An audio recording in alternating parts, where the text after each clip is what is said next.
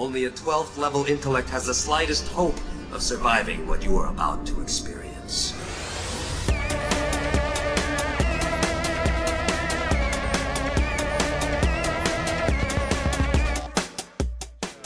Start with is the meme that Maddie sent us yesterday or the day before from Mask of the Phantasm that is a big plot hole, or not a plot hole really, but just like something I never thought of that's very easily fixed that just ends the movie. I would have changed. It's gonna change the path of the DC animated universe as a whole. Yeah.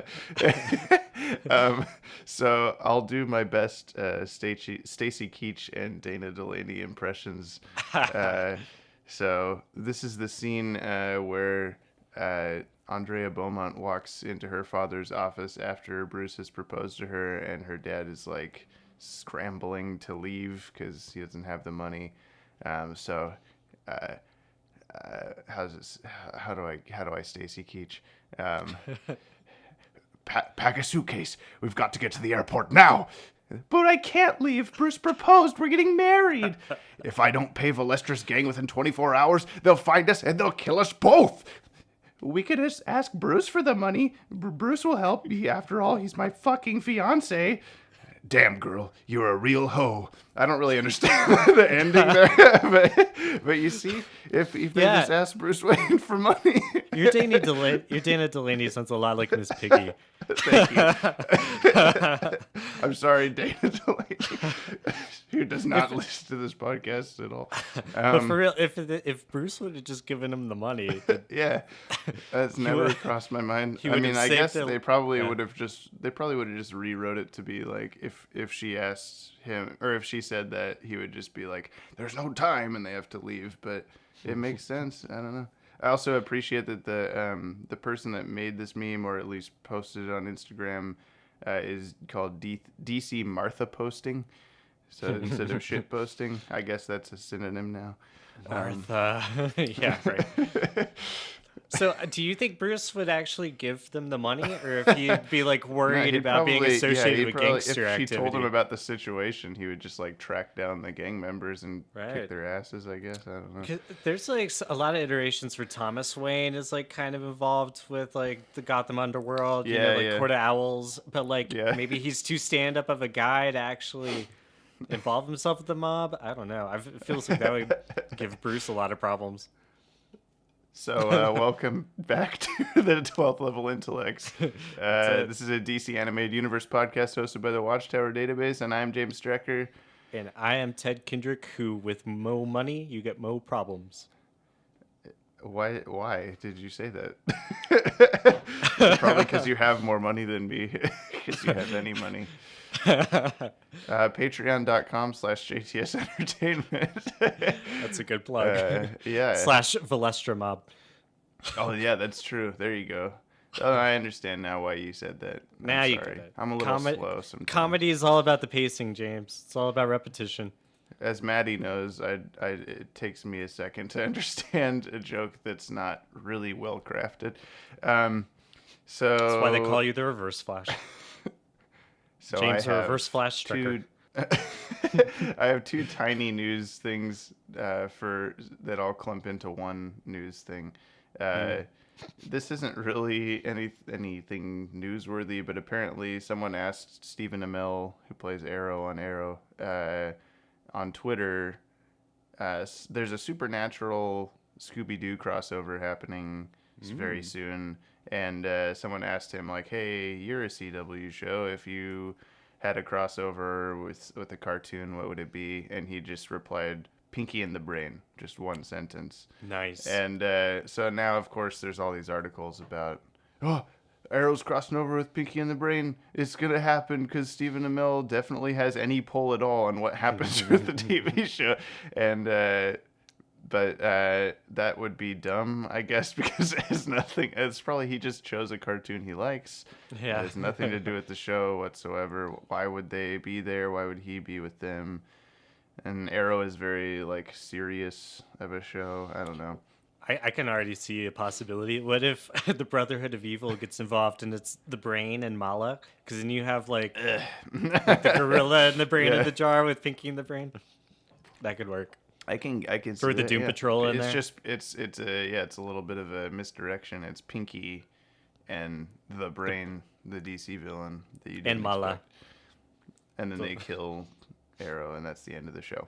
And there's no more seasons, and everyone applauds. And then attached to that article was just a funny little video. Obviously, I can't show it, but you should look it up if you're listening. It's Henry Cavill bids goodbye to his mustache in hilarious tribute video is the title of the article. And it's just it's like a little like Sarah McLachlan, I will remember you song. Nice. With Does he just slip a little green like Miss cloth Piggy. over it? So No, it's just him like in a bathrobe staring at a mirror talking about how his mustache is gone, like he shaved it off. And then he even makes a little joke about like, no, this is not CGI. This is it's actually gone. And I was like, oh, okay. Like what? I wonder what the actors think. Believe of it the when I Justice see League it. movie. Oh god, yeah.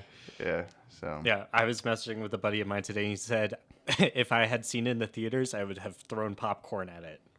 It's like, okay. Yeah, there were a couple of people I've talked to that waited for it to come out. Like, they just now saw it because it's out on Blu-ray now. And it included some extra scenes, doesn't it? Right.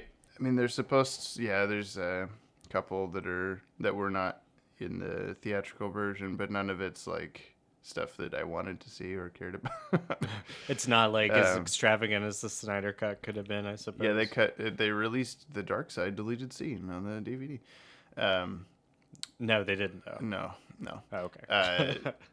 Yeah, I was buying every DCEU movie on Blu-ray up until now, and now I'm like, I don't know if I want this one. It's just sad. It's stupid. It's just because it's the big one. Yeah, exactly. Yeah. Well, you know, that's a good transition into one of my news. The New Gods are getting a movie directed by Ava DuVernay. I knew that you would have that. That was my other one, but I knew somehow that you would have it. That would be tied into it. Yeah. I mean, I'm excited for that because the New Gods is something I've always wanted to see on the screen, and that was a big. You know, if you listen to our episode about our expectations for Justice League, part of what I really wanted to see was like people like Orion and Mr. Miracle and Darkseid, and kind of get into all that, which I think was probably their original plan when Justice League was going to be a 2-part movie. 2 parts, yeah. Right. But now I'm actually kind of glad that the Justice League movie only had Steppenwolf in it, because it gives DuVernay a lot of leeway to do what she wants with the characters. And I'd rather have this kind of fresh slate to approach them than having to deal with the mess that was in that film. Yeah. Well, do you, so like at the end of Batman vs. Superman, there's that, well, they added back in, or in the Ultimate with version. Steppenwolf. He looks a little different. Steppenwolf. He does, yeah. And he looks like the original concept designs for what he was supposed to look like in Justice League. And they turned him into much more of a mustache twirling, like highway robbery villain. Or that's not the right term. You know what I'm talking about? Like a train thief from the old days. Robber baron. Sure. Eddie, do you think they'll continue with what they've now established as what the New Gods style looks like? Or do you think that they'll go back to that Zack Snyder, what he should have looked like kind of thing? I bet they take an even totally different approach. Yeah. Like, I can see Ava DuVernay doing something really colorful, because she recently directed A Wrinkle in Time that came out with Oprah and Mila Kunig, a bunch of other people. But Reese Witherspoon. Right. And in that movie, their costumes are really colorful and extravagant. So, I think they're going to go that similar route. I hope they do anyway. But yeah, I haven't seen that, and I probably won't. But it's not geared to us. It's very much a kid's film. Yeah. But it at least looks good, I guess, like visually. I'm glad it exists. Yeah, I loved the books when I was a kid. I read most of them. I've heard of it, but I've never. That's all. I don't know anything. But yeah, I think that's a good. I mean, I don't know any of her other stuff, but it's a good. She did Selma. That was an Oscar contender a few years ago. Yeah. People are pointing to, there's kind of a rise in both like female directors and minority directors with thank goodness, like Black Panther and all that good stuff. And so I'm sure that will probably mean that there will be a good balance of like diversity in the New Gods instead of just a bunch of white guys, which is what most of them are in the comics, right? Except for like obvious the Black ones. Racer. Yeah, it's or even in his name. Wasn't there like Black Viking or something like that, or what is his name? Oh yeah, Black, he you're thinking of one of the guys from the Forever People. Yeah. Yeah, I forget his name too, but it's Black something. Yeah.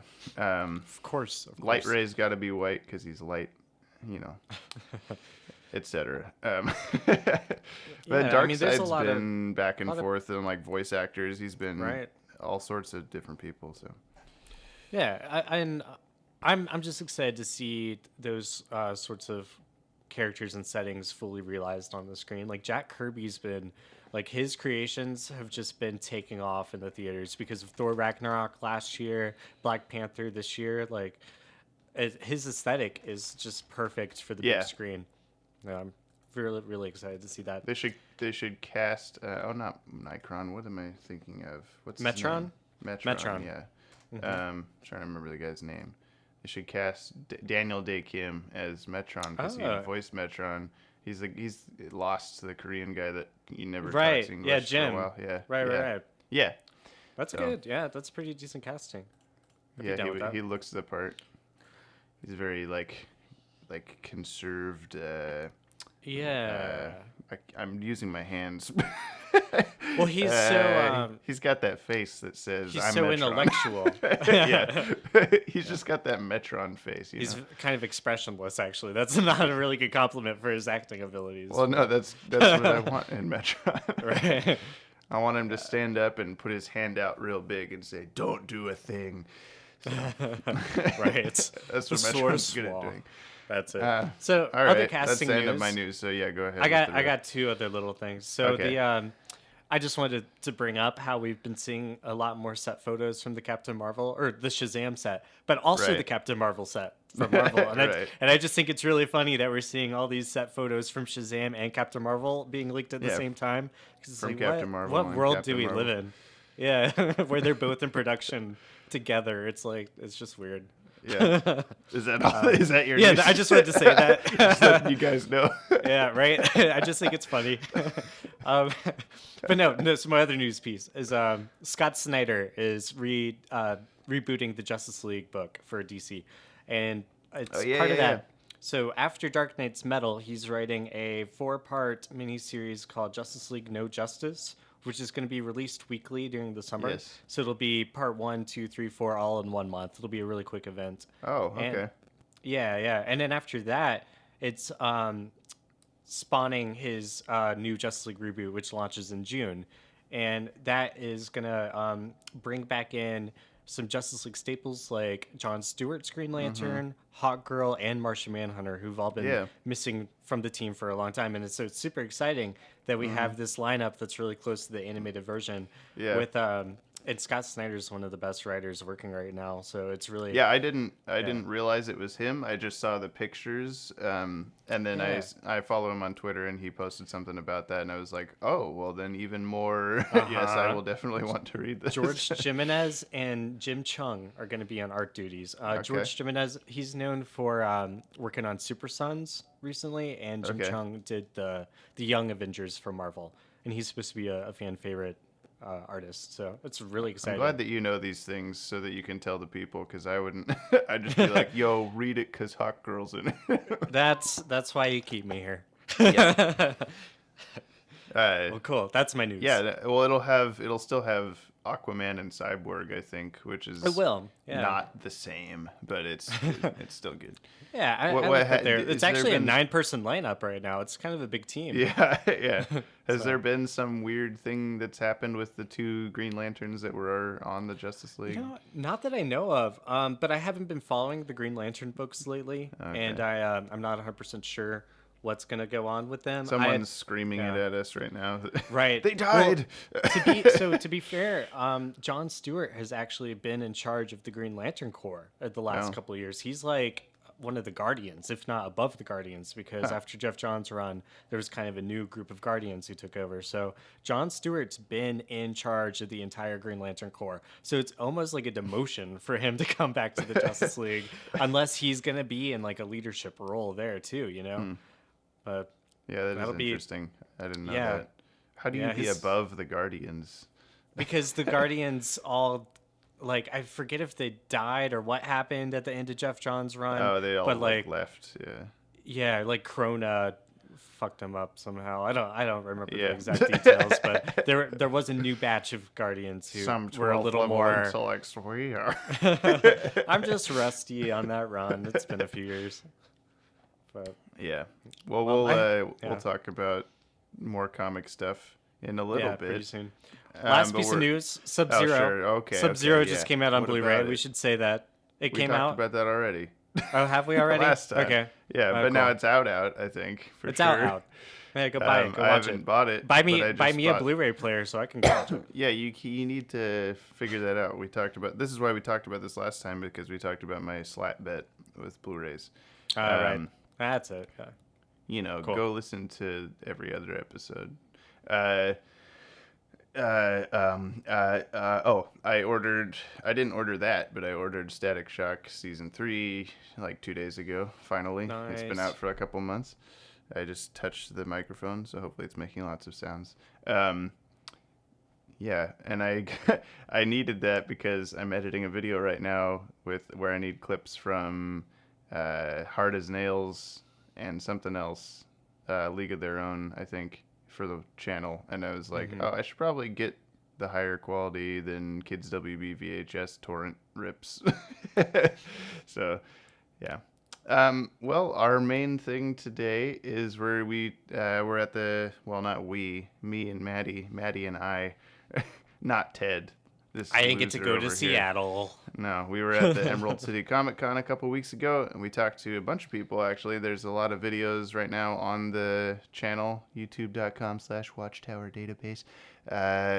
But we talked, most importantly, I guess, to Phil LaMarr, who, if you're dumb and don't know, is the voice of Green Lantern and Static. And Samurai Jack. And Samurai Jack in the DC animated universe. He's also Steel on Justice League Unlimited. He's also the one Hawk soldier that comes forward in the group and says, surrender or die. And he's also the guy that crashes through the restaurant in Brave and the Bold and goes, ran me right off the road. Someone's got to stop him. And he's also... he's a man of talents. He sure is. Yeah, so that's this. And we talk... Oh, I want to set the stage a little bit here.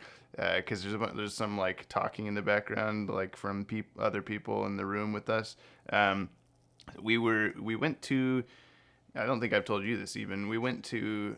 where he signs stuff, his like autograph area, and he had messaged Maddie on Twitter because we've been semi-bugging him about doing an interview because we were going to be there, and he was like, hey, come find me at my booth, we'll set up a time. So we went to him, we did exactly that, and he said, you got to meet me like over by the elevators on blah blah blah floor at 2:30 or whatever. And so we went over there, and on that day, and there were a bunch of security people standing there. So we're like, hey, we're supposed to meet Phil LaMarr at this time. And they were kind of like skeptical looking, like these guys wearing sweatpants, carrying camera bags. Like they don't look like they're people that should be talking to Phil LaMarr. And but they're like, oh, I'll go ask him. I'll go get him. And one of the guys went back, and then he came back and said that Phil was going to be like 5 minutes. So we're like, oh, okay, no problem. And then it was 10 minutes, and then it was like 15 minutes, and we're like, oh, is he coming? And we weren't like mad at Phil or anything. We were just like worried that he was not going to have enough time to talk to us. And he showed up and was like, hey guys, where do you want to go? And we were trying to find like a quiet spot because it was really loud in that hallway because it's a giant convention full of thousands of people. And as we were walking to the elevators to go somewhere else, I heard him ask his, like, I think it was his agent that was with him. I'm not exactly sure. It was like, yeah, right. It was a secret because I have no idea who they were. He was talking to them about, like, when's my next thing? And they're like, oh, 2:45. And I looked at the clock and it was like 2:30 37 or something, and I was like, oh my god, like we don't have any time to talk to him at all. And so we got in the elevator, and I was just thinking, like, the longer this elevator takes, the less time I have to talk to Phil LaMarr. So we push got all down, the buttons. Just yeah, push all the buttons. We got down to the floor that we were supposed to talk on, and it was also just full of people, and I was just going, oh my god, we have to talk now. So we just ran around a corner where there was a like drinking fountain and like 4 people, and I was like, go, and just turned on the stuff, and we started recording. So that's what this is. This is me Nice. very hastily getting it out of my pocket and then starting it. And then when we were done, this guy, I'll wait till we were done. We're talking to him to discuss this. Okay. So you've been waiting long enough. Here's the thing. Ready, go. So, hey, we're here with Phil LaMarr, voice of Green Lantern, Static, 10,000 other characters. Taxi driver in Static Shock. They're playing my song. Yeah. Wait, was I a taxi driver? We just looked up like all the obscure roles. Here, you want to do the? Well, we're going to talk to you about Static has had a very like on again, off again relationship with DC Comics in the last few years, where we had the cartoon in the early 2000s, and we had him gone for a while.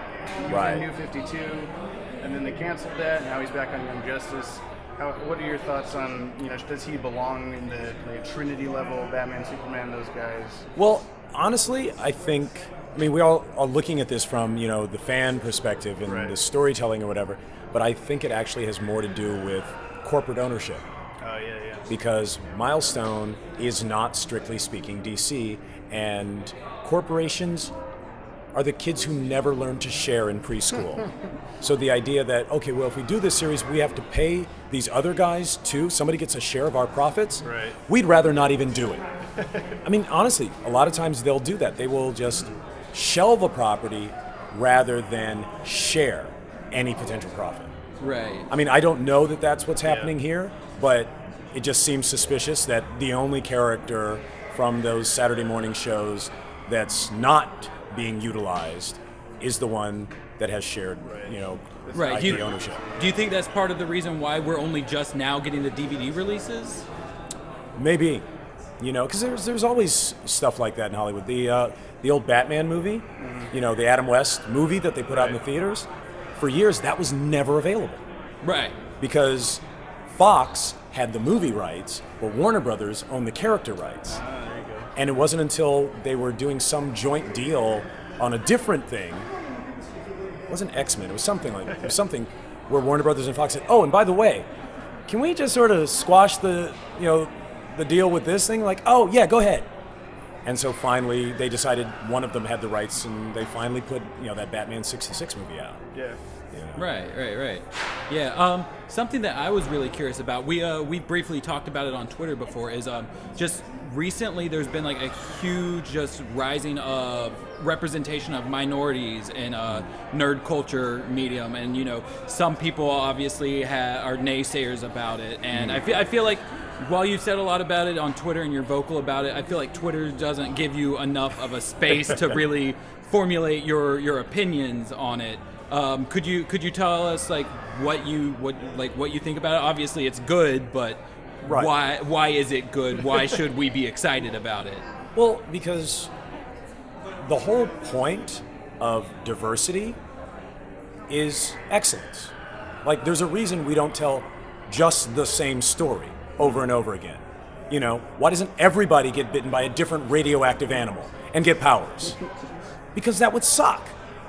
You want new stories, you want new perspectives, so opening up the field of who's creative and who's telling stories to people from different cultures, different genders, gives us as fans, readers, watchers, or whatever, a better chance of getting more good stuff. So anybody who's against diversity is, to me, against quality. Right. And that said, I think what you're seeing now is a growth,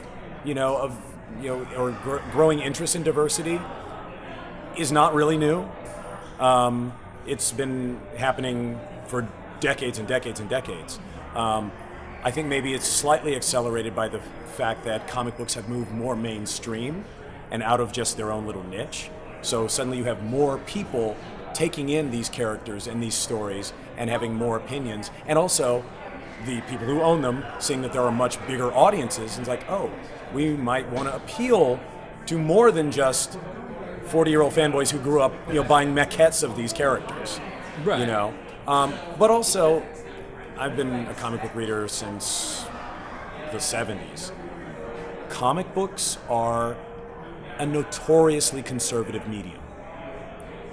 Even outside of the idea of diversity, people just don't want anything to change. Don't change the S. What, you took away Superman's red trunks? How dare you? Like, people get bent about the most ridiculous little stuff. No, it's established in, issue 28 from 1983 that, he can only is left-handed. Like, he can only throw bolts with that hand. It's like, dude, relax. Let it go.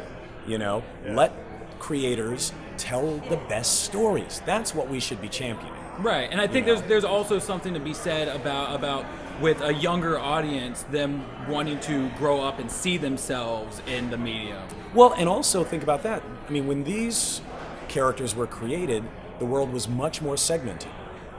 People weren't exposed to as much. Now, the younger audience that you're talking about, they see so much more of the world. So it has to look like a world that they recognize. And nobody lives in an all this, all that world anymore. Even if there's nobody around you that looks like that, you got a TV, you got the internet, you see other people, you see other cultures, you see other rhythms, So to ignore that seems silly. Right. Absolutely. That's a great answer. I know you're very passionate about that stuff. We want to try to make sure we lock in a couple of DCAU specific questions before you got to get out of here. I had one that I wanted to know about. Several times on Justice League and Justice League Unlimited, the main cast would have to play like a tiny minor role, like some guy screaming or this alien yelling and that kind of thing. Right. Do you try to put yourself in like I know they'll recognize my voice, so I really have to mask it, or do you just, it doesn't matter? It depends. I mean, if it's, just yells or whatever, you can trust the animation to mask you, because the character doesn't look like your other character, so they're not. But if it's, a more significant secondary character, then yeah, you definitely want to have what they call vocal separation, because you don't want to mess up the story, Like, you don't want people thinking about Jon Stewart while they're watching a scene that Jon Stewart's not in.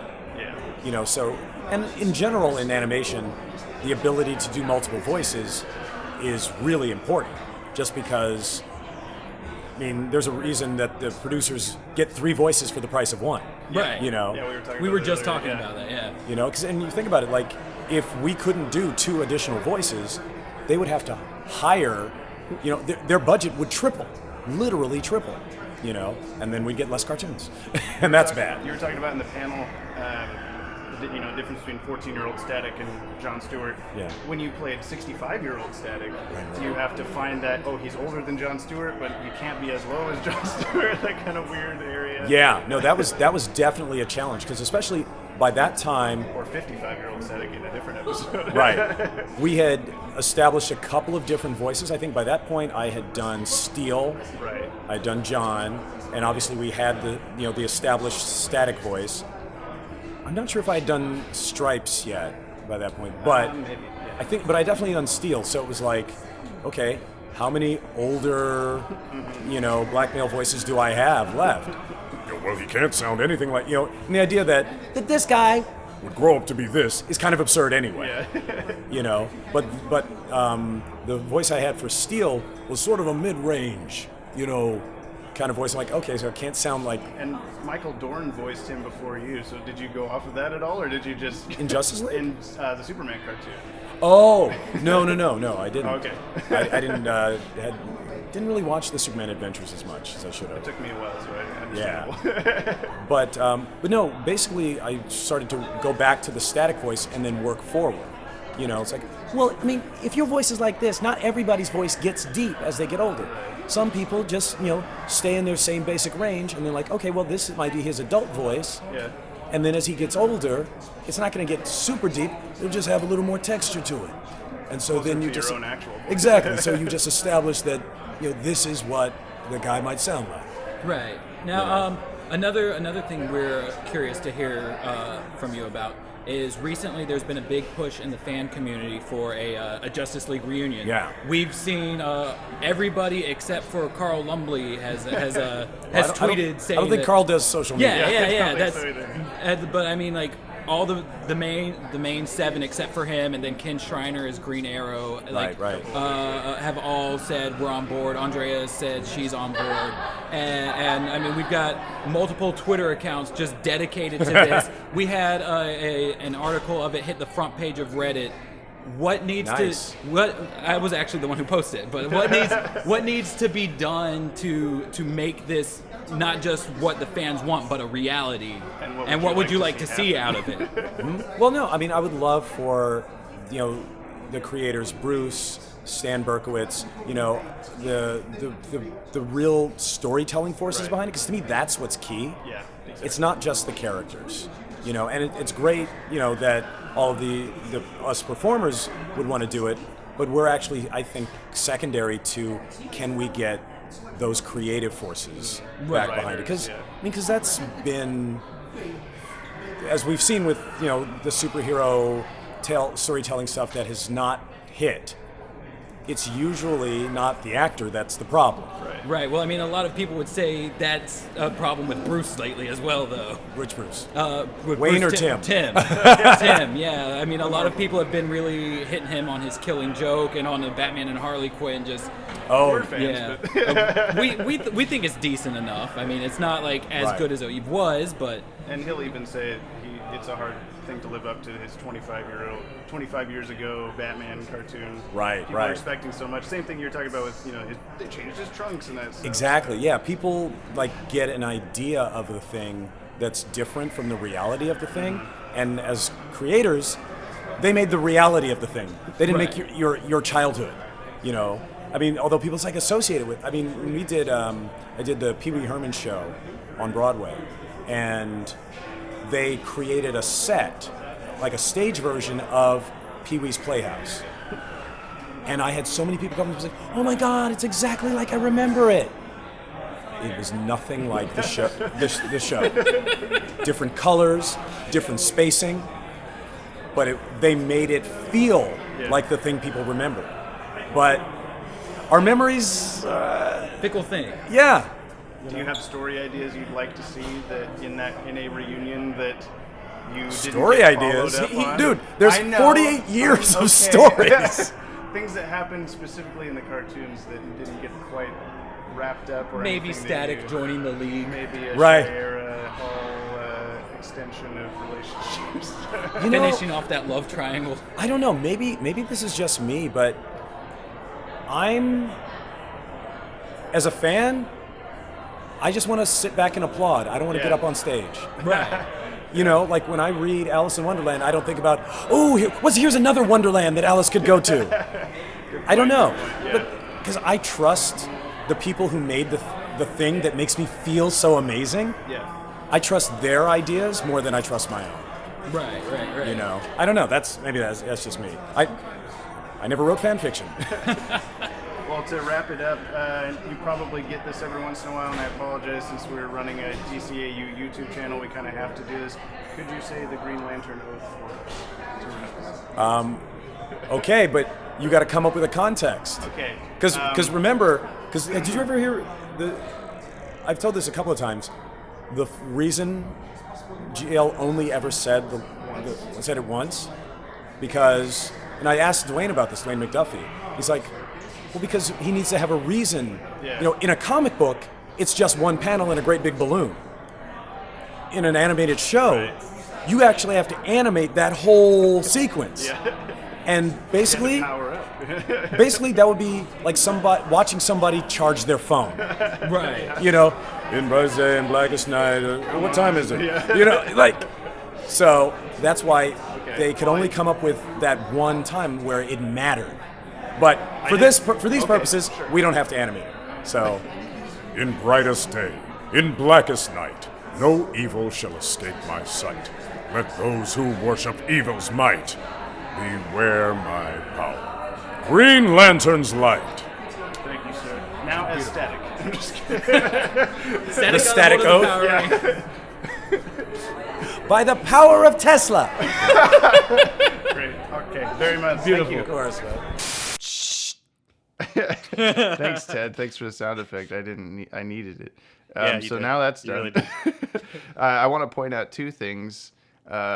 One is what I was going to say right before it started is right when we were done, we walked away. Actually, okay, three things. When we walked away, Keep it there was count. a guy that said he was just standing against the wall looking at us, and he was like, "Was that Phil LaMarr?" And we just said, "Yeah." And he just went, "Yes!" And did like a little like fist pump in the air. and I have no idea. That's all we knew. I have no idea what that meant. Like, did he take a picture and wanted to make sure that was who he was taking a picture of? Did he just look at him and wanted to make sure he looked at the right person? I don't really know. Sometimes you gotta know. You gotta confirm. Yeah. Yeah, if you're listening to this, let us know what you were talking about. The second thing is I have no way to prove this, I guess, but I really wish I would have kept recording after we were done talking to him, because like the millisecond afterward, we handed him our business cards that we were carrying around. Thanks, Ted, for making sure that we had business cards. And that was Ted's contribution to the Comic-Con experience. You're welcome. Yes, it actually was probably a good thing for various reasons. But anyway, so we handed him the card, and he looked at it, and he was like, "Oh, I've seen this," and we were like looked at each other like, "What?" and I said something because in his panel he had said, someone had asked him like, "How do you differentiate?" We posted this on our channel. How do you differentiate between like playing two characters in the same scene that you are both voicing them? And he said like, "Oh, I gotta do this when I'm playing 14-year-old Static, and I gotta do this when I'm playing Green Lantern." And so like I had mentioned like, "Hey, thanks for confirming that Static is 14 years old because we just did a video on this." And he was like, "Oh yeah, I think," like, I'm paraphrasing, but like, "Oh yeah, I think I've seen that. It's that's where you go through like, he started out, he's 14, he went to 15, and maybe he got to 16, but you're not sure because like his dad was gonna give him the car." And like he was quoting like exact lines from Nice. the video, and I was just like Maddie and I were having a really hard time containing our like, "Oh my God, Phil LaMarr watched our video." So that was really cool. moment. That's great. Yeah, exactly. And it was like kind of like I blacked out for a second when he was saying that, because then we walked away, the guy did the yes thing, and then I turned to Maddie and was like, "Did we shake his hand?" Like I was really worried that we didn't. And I'm pretty sure we did, but I just couldn't remember because it was such a weird like moment of oh my God. And then what was the third thing that I had? Oh, it was just a little nitpick. Somehow he nor Maddie nor I noticed that Green Lantern, in fact, says the oath twice in the DCAU. Less memorably in Fallen Hero, the Static crossover, he does say okay. it. But yeah, I think everyone just remembers the In Blackest Night one, which is fine. I mean, it's okay that we all forgot. Maybe Phil remembered, because I think I actually interrupted him and said like, "Yeah, one time. It only does it one time," and then he just agreed with me. But yeah, you're not a true DCAU if you think that. Yeah, that's when he knew. He's like, "Oh, this guy, he doesn't know." And then I handed him the card, and he went, "Oh, I've seen this." And I just kept interpreting everything he was saying as a positive thing. Oh, Yeah, that's the I one where you guys think he's 16 years old. All right, well, nice. Those are that's that, I three guess. wonderful things. Thank you. Yeah, I just had to make sure. All right, well, I guess it's time for comic relief. I just talked a bunch, so you can talk some. Okay. There's a good balance of two 12th level boys here. Well, you know I like talking about comics. So I read a couple of things from DC's New Age of Heroes books that they've been putting out, and those are like You might have heard of them. It's books like Damage, Sideways, The Terrifics. Is that the one where they're all wearing like black and white The costumes? Terrifics, yeah, because it's based Okay. off Mr. Terrific. Oh, So, that makes sense now. I was trying to figure Yeah. out why they were doing that, but okay. well, it's Yep, also yep. a riff on Fantastic Four because it's basically their version of the Fantastic Four because you got Mr. Oh, yeah, Terrific's Plastic Man. Okay. Plastic Man's stretchy, Mr. Terrific's got the smarts. And the Damage guy. Well, no. So it's Oh. Metamorpho. Metamorpho is the thing. Okay. And then I like Invisible it. Girl. It's like Invisible Lass or Invisible Girl. I forget, but she's from the Legion of Superheroes. And Okay. she's the Visible Woman. What is a Mr. There's Terrific no- is there's just no also Human Mr. Torch, though. Fantastic? There's Yeah. no Human Torch. There's no Fire guy unless you count Metamorpho. Like, Why 'cause didn't he they just can- put fire? That would have been Yeah, the that would obvious have been nice. choice. Or Firestorm could have worked, but But Fire's whole body turns into fire. That's why it's better. Ted. yeah, You you're don't right. understand. Well, anyway, so I read The Terrifics, which is written by Jeff Lemire and drawn by Ivan Reyes. And I also read Sideways, which was written by Kenneth Rocafort and Dan DiDio. Well, actually, no, Kenneth Rocafort did the art. Dan DiDio and Justin Jordan did the story, and Justin did most of the dialogue. But so, and that's like, it's makes sense I would be confused because they brand these books with the artist first in the credits, where normally the artist is second. Oh, okay. But that's kind of a big reason why they did this line of books. The New Age of Heroes was a big promotion. Like the artist comes first. This is artist storytelling. You can kind of notice how a lot of these characters feel like Marvel characters. How Damage is a lot like the Hulk. The Terrifics are like Fantastic Four. Sideways looks a lot like Spider-Man, and Silencer is Yeah, really yeah. similar to the Punisher.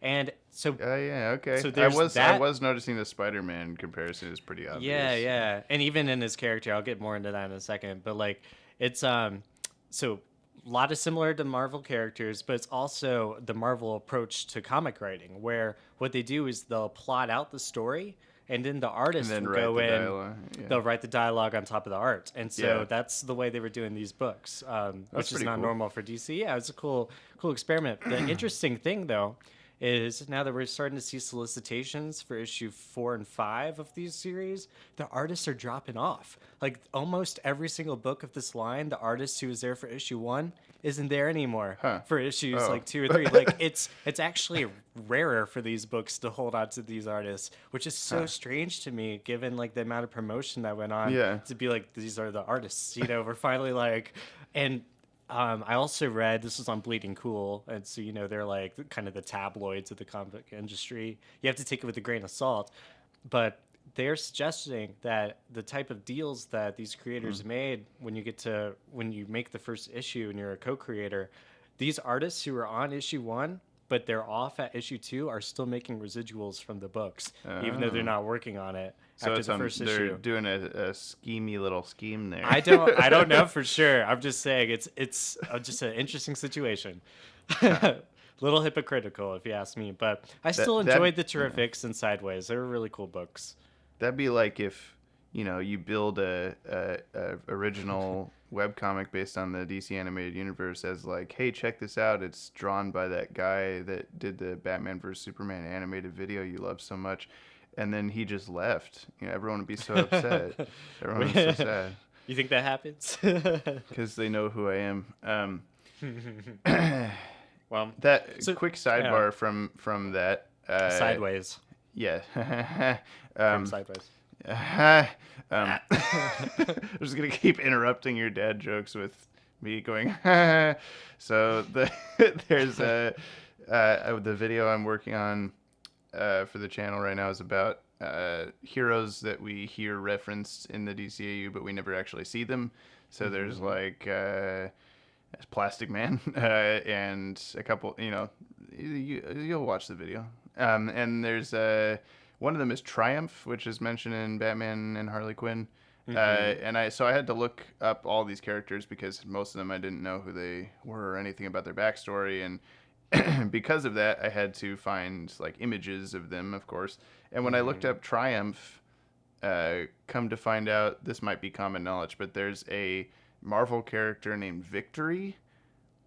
So basically like a synonym for his name. His costume is identical. Like they didn't change anything at all. Like I think he has like that Gambit like head sock, but below the head, it's just the exact same the costume. weird shoulder pads. Yeah, like the big gold triangle, blue costume, gold gauntlets, gold boots. It's the exact same thing. Wow. And I actually like saved that image at first because I was like, oh, here's a cool picture of him, and I started putting it in the video, and I realized that the speech bubble was saying, "I am victory," and I was like, that's not triumph, and then I had to look it up. It's that why? What? Like that's so obvious. I don't know. Triumph is such a strange character. Like he originated in the 0 Hour storyline and then like stuck around in the Justice League book a little while after that. Before Grant Morrison made him a villain in his run. I also we'll get to that soon. You're reading that right now. Yeah, I mentioned that a little bit in the video. He what was I gonna say? Damn it, Ted. Triumph. Triumph. We were talking about Triumph and how 0 Hour and then Unseen Heroes. God. No, you're not helping. I already forgot. It's okay. Oh well. It's okay. Well, to bring it back, I would recommend Sideways. It was a really good first issue. He's jumping around. Does he get and bitten by a radioactive scorpion or something? No, so he was in Ground Zero when Challenger Mountain appeared during the Dark Knight's Metal series in Gotham City. He's on a school field trip, and so all the dark multiverse energies that erupted during that event. I remember what I was gonna say. Hang on. Okay. Why is there a Justice League of America and a Justice League America? That really pissed me off because I didn't realize that, and I was recording the episode, the video, and I said, oh, he blah blah blah with the Justice League of America, and then he did this with the Justice League of America, and then I had to go and edit out my ofs, and it was really it's very obvious that I did that in the video. Well, you would hate to hear that the Justice League America series is a retitled Justice League International series, which was a retitled Justice League series, and they just kept changing the name as the series went on, while Justice League Europe was published alongside it. You can't see, but I'm just glaring at Ted. So, all right, continue with your Spider-Man, whatever. Right, Sideways. Spider-Man. I mean, the gist of the first issue was just him like going on YouTube Live and being like, "Hey, I'm Sideways. I make these cool portals. Join me on this live broadcast, and we're gonna go hop around and see what I get into." And it was just kind of cool. He's not fighting any villains or anything. So he's like a combination of Spider-Man and the Spider-Man villain that has those portals that you can go through. That I can't remember the name of him. I don't know either. He was in the cartoon. He's like a big splotchy black and white guy. Anyway, whatever. Huh. So I'll find out. After a while, it's like he's like messing with. I mean, you know how in the Flash when they're going around the multiverse and stuff, and then it has like the Speed Force ghosts or whatever to start chasing him. It's like that, but Sideways gets the attention of this giant, like Kirby-looking old god that looked like he would have been on the Source Wall or something like that. And so this guy's like, "Hey, I'm gonna stop what you're doing because you're like portaling around everywhere. You can't be doing that." And that was the cliffhanger. It was pretty cool. It was just like, I don't know who this giant god guy is, but yeah. So the Spider-Man villain's name is Spot. That's a great name. I know, it's like a dog. You see Spot run? He looks like a Dalmatian, really. See Spot conjure portals. Yeah, he just has a bunch of black holes all over his body. Anyway. Okay. Do you think when they created Sideways, they were like, okay, we want this to be the Spider-Man, analog. Totally. So they just wrote out the word Spider-Man, and they're like, we got to make it different. So they took out the P and the R, so they had Sideman. And then they're like, no, that's too close. So they turned the M upside down. They had Sidewan. And then they're like, keep going. You see what I'm doing? You see what I'm doing here? I do. Yeah. All right. Well, I would not be surprised. But, Dan DiDio was one of the creators of it, and he is, like, the top person, along with Jim Danny Lee DeVito? at DC. Yeah. Dan DiDio. But, Yeah, I can't do it. I was going to try to do a Danny DeVito. What's this Spider-Man? But I can't do it. That's not good at all. I'm sorry. That's all right. Well, what did you read, James? I'm being very distracting from your topic, and I apologize. Oh, I basically said everything. I guess I could talk about the Terrifics if we want. It was a cool book too. It was really interesting seeing like all those characters working together, and like this is plastic. Like this is the best version of Plastic Man, and so I was really excited to see him. That's in an this. unfortunate spoiler that he just comes back after Doomsday Clock, or not Doomsday Clock, Metal. Metal. Yeah, he is still an egg at the beginning of this issue too, and then he actually becomes a person during these events. So I don't know if that's going to happen at the end of Metal, and then he's back as an egg or whatever. But yeah, it's a lot like Fantastic Four, how they get into this interdimensional sort of like scientific accident, and they all get drawn into the dark multiverse, which is where Terrific, Metamorpho, and Plastic Man end up running into Invisible. I forget Invisible Girl, Invisible Lass. But Yeah, yeah. you know, like when Mr. Fantastic was an egg, and then he wasn't. And that classic which came story. first, Mr. Fantastic, Mr. Fantastic or the egg, or Egghead, Plastic or the Man brain. and the egg. Yeah. Well, cool. That's what I read. Which came first, the mala or the brain? All right. What's I read Gotham by Gaslight. Ooh, fun. Which I had not read before, and you have not read all of. So I don't know why I didn't finish it. Yeah, I just started and put it down. It must I do have that been sometimes. I get the. I mean, I didn't look into it at all, so I'm probably wrong. But I get the feeling that it was they made Gotham by Gaslight, the original thing, and then like within a couple of years they wanted to make like a sequel to it or something, and both of them were very short, so they just lumped them together into one thing or something, because it's a very thin like graphic novel.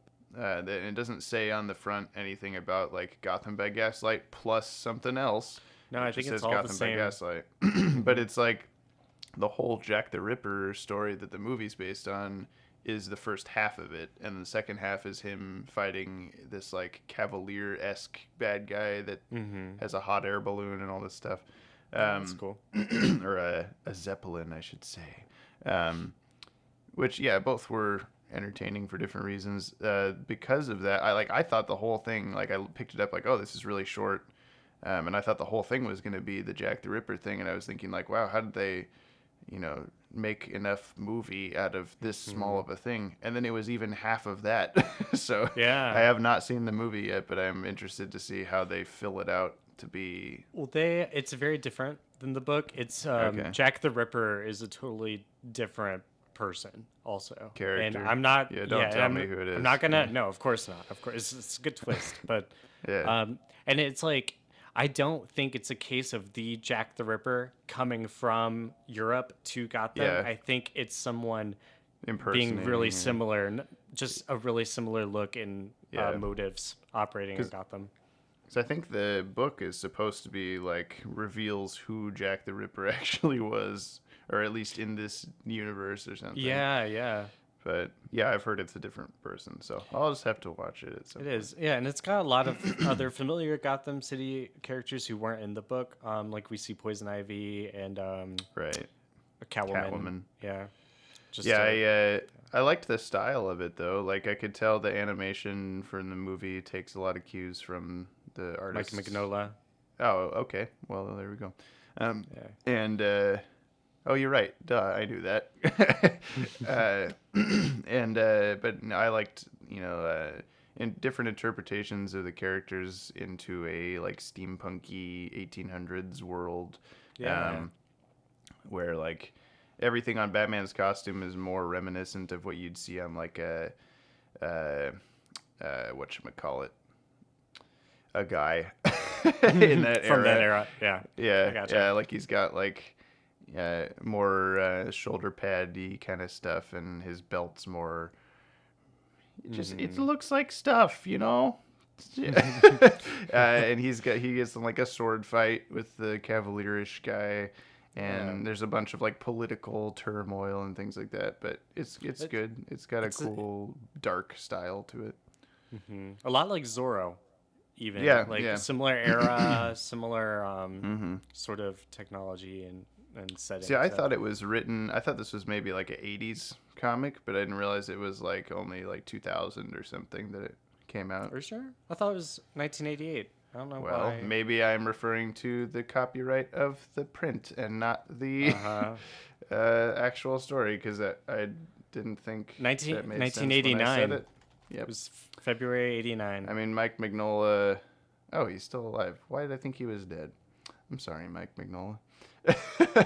No, he's very much alive. He's 57. Yeah, so there's actually a tie-in during the Countdown to Final Crisis series where they go to visit the Gotham by Gaslight world. Oh. And it's there was this little mini series called The Search for Ray Palmer where it was Donna Troy, Kyle Rayner, and Jason Todd along with a monitor, like the monitor anti-monitor, but it was one of many monitors that they just called Bob the Monitor. So the four of them go on this like multiverse journey trying to find Ray Palmer, and they wind up in the Gotham by Gaslight world for a full issue, and they end up running into like the Dick Grayson of that world and even the Blue Beetle, the Ted Cord of that universe, be which cool is to kind of see. fun to see. Yeah, it was a good issue. It's a lot of fun. Is that like a multiversity, one of the 52 universes? Yeah, it is. I forget which number. And this was published, like, the Countdown to Final Crisis was right before Final Crisis, but a little Right. bit after the 52 weekly series. It was actually right after they published 52 as a Okay, weekly one. But it's like, I mean, that whole thing is a really weird series. I would, if you're interested in it, read it. But it is, because Paul Dini was the architect of the weekly series, Countdown to Final Crisis. So Harley Quinn's got a big presence in the book, but it's just all over the place. It's really crazy. Huh. Yeah. I need to read all of those crises except for the first one, which I have read, because I think you bought that for me. The original, the 1985 Crisis on Infinite Earths. Yeah. Yeah, all those presents that you give me that I never remember to reciprocate. So. I went to a Comic-Con over the weekend where I got a couple of volumes of Crisis on Multiple Earths, which was a collection of like Justice League of America comics from the 60s and 70s where they were crossover with the JSA, or like they would fight the Crime Syndicate, or encounter like Uncle Sam. So and when the Freedom can Fighters. I expect those in the mail? Yeah, Maddie bought a I'm gonna get the story wrong, but he bought a Superman Adventures volume on Amazon, and it came to him very like torn up and messed up, and so he asked like, "Hey, can I get a different one?" And they didn't ask him to send back the first one, so he just gave me that one. Oh, so nice. it's not like it's not as bad as he described it. It's just got some like dents in the cover and stuff, but so now I just have one Superman Adventures volume and a bunch of loose other comics. So. Nice. Yeah. Superman the DC Adventures animated was a good universe. series. I mean, it was like Scott McCloud Yeah. did the first couple issues, and he's known for the Understanding Comics book. And then Mark Millar wrote the series for a while. That's the after one that. where the like Superman Adventures is one that goes back and forth between following the more strict DCAU continuity and then following the like adventures in the DCU stuff where they'll just randomly have like references to that Kyle Rayner or that Aquaman or something like that. And they'll be like, "Why did you do this? Now I have to throw this whole issue out, you jackasses." Even though it was created by some of like the comic industry's best artists. So it's a really Those good series. jackasses. Yeah. Well, I think that's probably all we have to say about that. We don't have any commenty things this time. If you have something you'd like us to discuss, or if you have a question, or just something you want us to talk about in this area of the podcast, or even as a full topic, Do we have a part. name for this part of the podcast? Nope. yet? Nope. If you have a suggestion for the name of this time, Comments yeah. and mail. I don't want to call it letters No, because it's that's not. better. I don't want to call it the mail room. I'm sorry. It's too generic.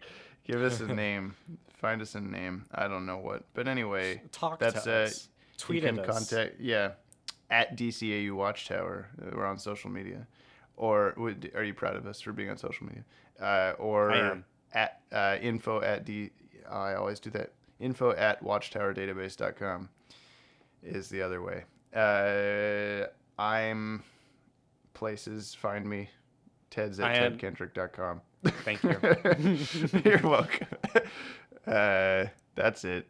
I hope you enjoyed the episode. What are we doing next time? Do we have any idea? We'll we'll figure it out. And if you have an idea, leave us a comment and let us know. Let us know what you want us to talk about. We'll talk about it. There's videos out on the YouTube channel. Every other week, it switches back and forth between Sunday and Thursday, and then Monday and Tuesday. We're the Monday right now, so there's another thing tomorrow. So look forward to that as Trivia Tuesdays with Ted. There's the Triple T. Terrific. That's Triple T. Ta.